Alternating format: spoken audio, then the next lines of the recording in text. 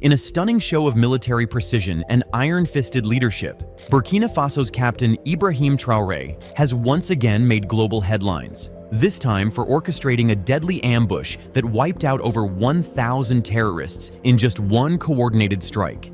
This isn't fiction, this is real-time warfare in West Africa, where insurgents, extremists, and foreign-backed militias have plagued the region for years.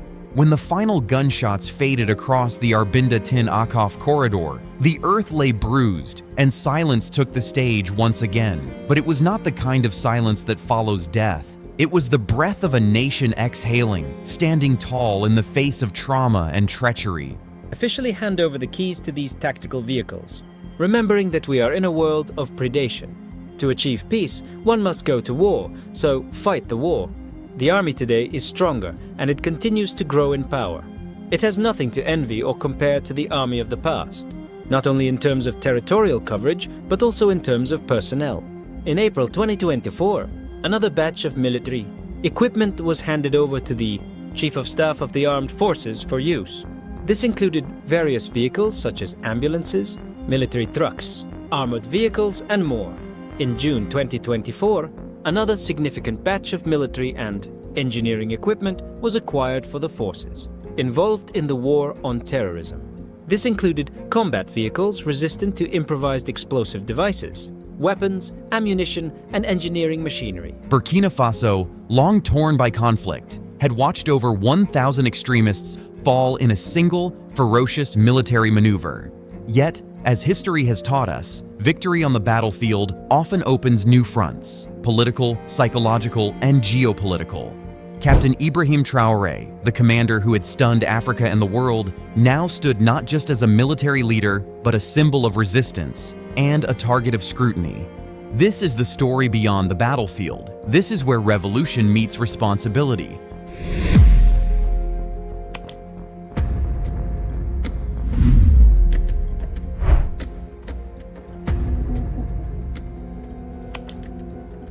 What will happen if an African nation decided to process its own gold instead of shipping it overseas? And what if a country with rich agricultural land started manufacturing what it consumes instead of importing from overseas? In the heart of West Africa, a 35-year-old leader is launching projects that challenge decades of economic dependency. While the world was looking elsewhere, Captain Ibrahim Traoré had been silently building factories, reviving airlines, and even planning nuclear power. But here's what the international media isn't telling you about Burkina Faso's transformation. The real story isn't just about projects themselves, but it's about what they represent for Africa's economic future. And by the end of this video, you would understand why these initiatives could change everything. So welcome, go-getters. A month ago, I made a video on Ibrahim Traoré's achievements since he took power. And you all loved the video so much and asked for part 2 because honestly, the projects are so many that I couldn't exhaust them in one video. So today we are diving deep into the other extraordinary transformation of Burkina Faso under Captain Ibrahim Traoré's leadership. Since taking power in 2022, Traoré has launched a series of mega projects spanning agriculture, manufacturing, mining, energy, and education. But unlike many African development initiatives that remain theoretical, these projects are already breaking ground. From firestorm to fragile peace, rebuilding in the shadows of war, the success of Operation Tempête de Feu was a defining moment in Burkina Faso's modern history.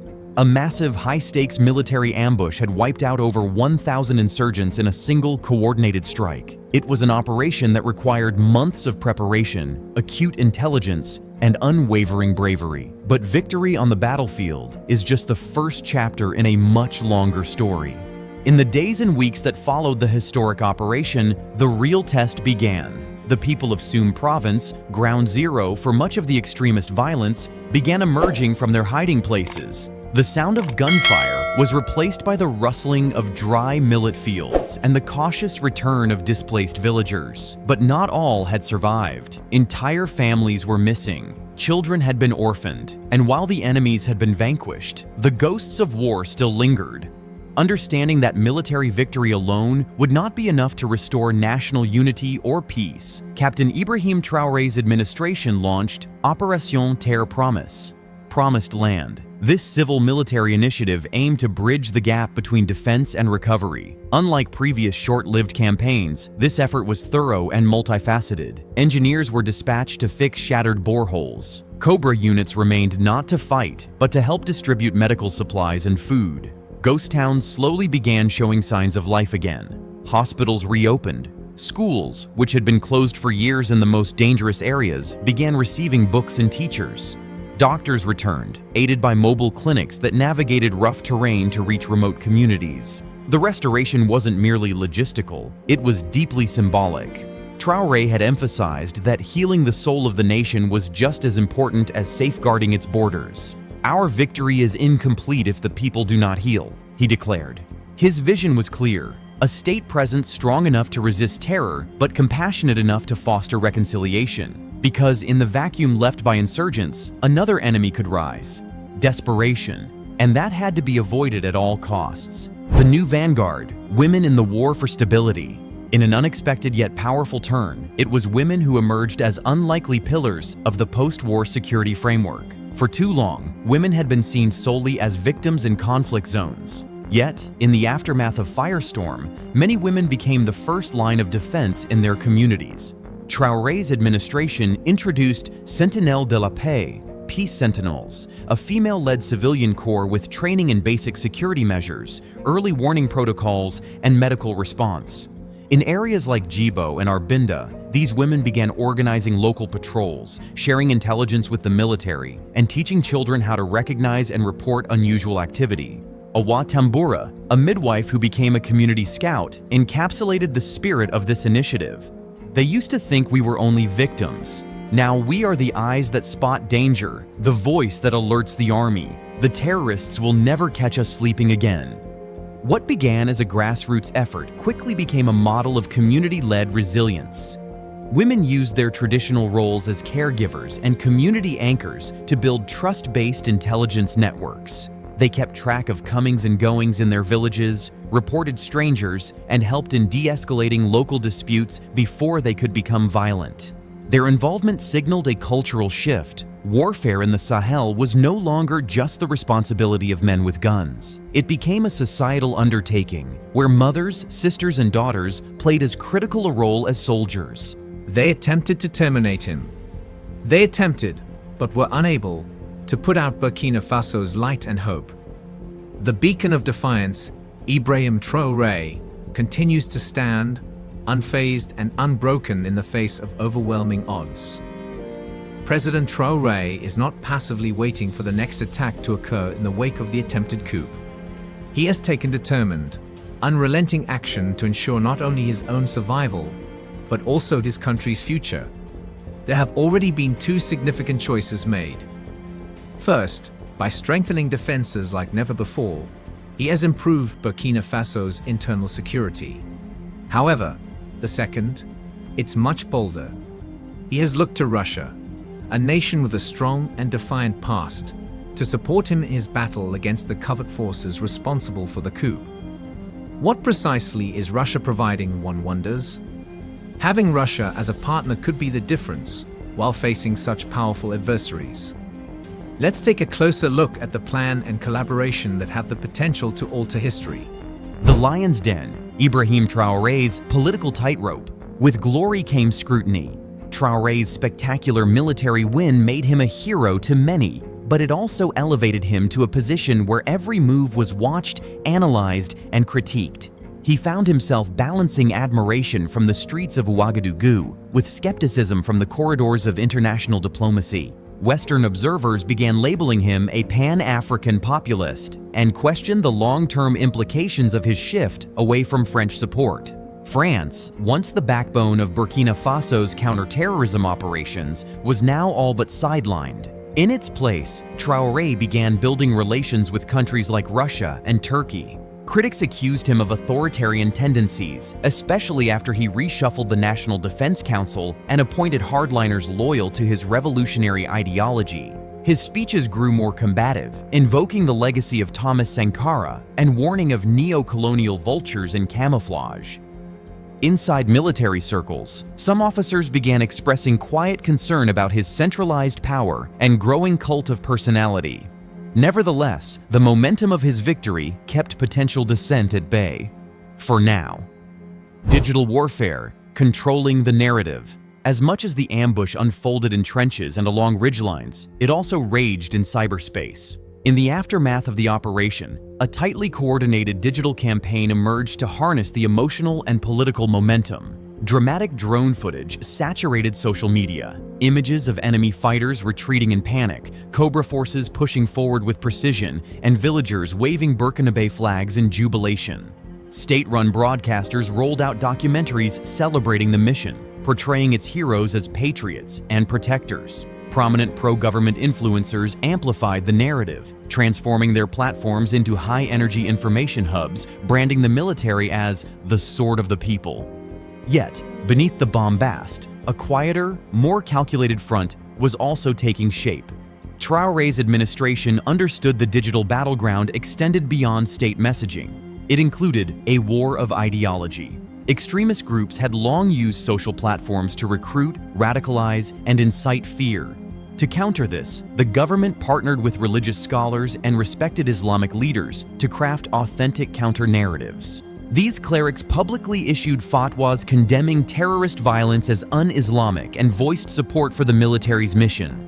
Footage of imams blessing Cobra forces before deployments went viral, helping to shift religious authority away from extremist factions. By reclaiming the spiritual narrative, the administration sought not only to win battles on the ground, but also to erode the ideological foundations of terror. One post, one prayer, one fatwa at a time. 3 leaders united in their isolation. Niger, Mali, and Burkina Faso have announced their withdrawal from ECOWAS. That was after the West African regional bloc suspended them, citing their recent military takeovers.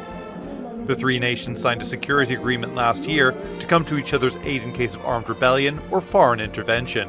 On Saturday, they held their first meeting in Niger.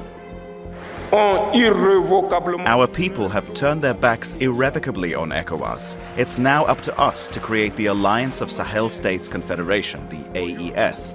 It's an alternative to any artificial regional grouping by building a sovereign community of peoples. In 2021, Mali's military overthrew the civilian government and seized power. That was followed by a coup in Burkina Faso in 2022. When Niger's military followed suit in 2023, ECOWAS threatened a military intervention. The 3 states banded together, saying an attack on one would be considered an attack on all. The military leaders of the newly formed Alliance of Sahel States say they plan to work together to confront armed groups. The past year has seen hundreds of attacks across the region. Thousands are dead and millions are displaced. Previously, these states had relied on France and the United States for military support. But relations have soured on accusations France is interfering in their internal affairs. French and American troops have been ordered to leave, and the 3 nations are now increasingly turning to Russia. Africa is a continent that has suffered and continues to suffer due to imperialists. These imperialists have but one cliché in their head: Africa is an empire of slaves. That's how they view Africa. For them, Africans belong to them. Our land belongs to them. They've never been able to change their ways. Whispers across the border, echoes of resistance in Mali and Niger. The seismic impact of Operation Firestorm echoed far beyond Burkina Faso's borders, reverberating across the Sahel. In the corridors of power in Mali and Niger, military leaders watched with a mix of interest and envy. Like Burkina, both nations were grappling with entrenched insurgencies, crumbling state institutions, and the geopolitical aftershocks of foreign troop withdrawals. The success of Firestorm offered not just a tactical victory, but a symbolic one, a demonstration that local forces could confront extremism on their own terms.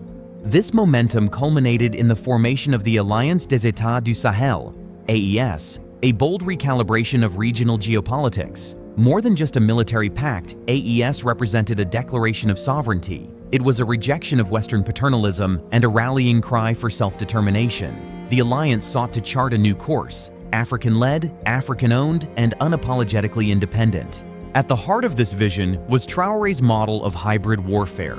His integration of conventional troops with civilian auxiliaries, community intelligence networks, and psychological operations quickly became the operational doctrine for joint AES missions. Cross-border patrols were rolled out. Intelligence sharing mechanisms were formalized. The Sahel was no longer just reacting to violence, it was beginning to shape the battlefield. But this pivot wasn't without peril. France's full military withdrawal from Niger left a gaping void one jihadist groups moved swiftly to exploit. Meanwhile, ECOWAS grew increasingly uneasy. With military-led regimes dominating the AES, regional leaders warned of sanctions unless democratic transitions were not only promised, but delivered. Civilian lives, complicated choices. For ordinary Burkinabe citizens, the ideological debates and regional chess games held little meaning compared to daily survival. In many rural areas, access to clean water remained sporadic. Children studied under trees. Markets operated under the nervous watch of volunteer fighters. Displacement remained a major crisis. Thousands of families, having fled jihadist violence, were reluctant to return home despite the military's assurances. Trauma hung in the air. Some villagers feared revenge attacks. Others questioned whether the terrorists were truly gone. Human rights concern also cast a shadow. Independent watchdogs reported incidents where civilians suspected of collaborating with militants were executed without trial. Though rare, these actions threatened to erode the moral high ground the army had painstakingly built. Traoré addressed these concerns in a national broadcast. "This revolution must be righteous or it is nothing. We will defeat terrorism not just with bullets, but with justice." Still, for many, the line between justice and vengeance remained blurry. A farmer from Barcelogo summed up the dilemma bluntly. "We buried our children. If someone hides terrorists, they are not innocent. This is war. And in war, mercy is a luxury we cannot afford." A new doctrine, African sovereignty reimagined. Perhaps the most profound consequence of the operation was not military or humanitarian, it was ideological. Traoré's rise has catalyzed a renaissance of African political thought. He has become a torchbearer for a new wave of sovereignty, first leaders who reject dependency and assert that Africa can solve its own problems. This new doctrine isn't just rhetoric, it's taking institutional form in the shape of new regional alliances, alternative development partnerships, and youth-led political movements. From the universities of Dakar to the markets of Niamey, conversations have shifted. Where older generations once looked to Paris, London, or Washington for solutions, a new generation looks inward and across borders. Traoré is their symbol, a young leader raised in the crucible of crisis who dared to act. Some fear this movement could pave the way for unchecked militarism. Others see it as a necessary correction to decades of failed liberal experimentation. Either way, the genie is out of the bottle.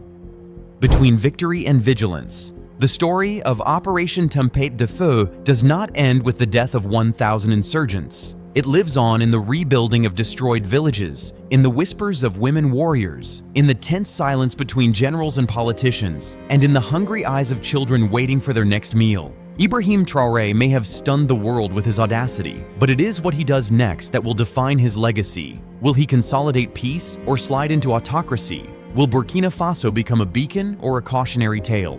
One thing is certain, the fires may have died down, but the embers still glow. And in those embers, the fate of a nation, and perhaps a continent, is being forged.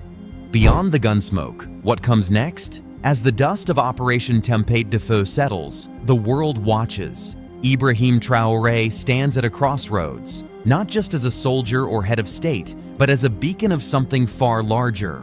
A movement, a reckoning, a rebirth. The ambush may have killed 1,000 terrorists, but the war for Burkina Faso's soul has only just begun. Will Captain Traoré be remembered as the man who rose from the trenches to lift a nation, or as another strong man swallowed by the very fire he unleashed? Only time and history will decide.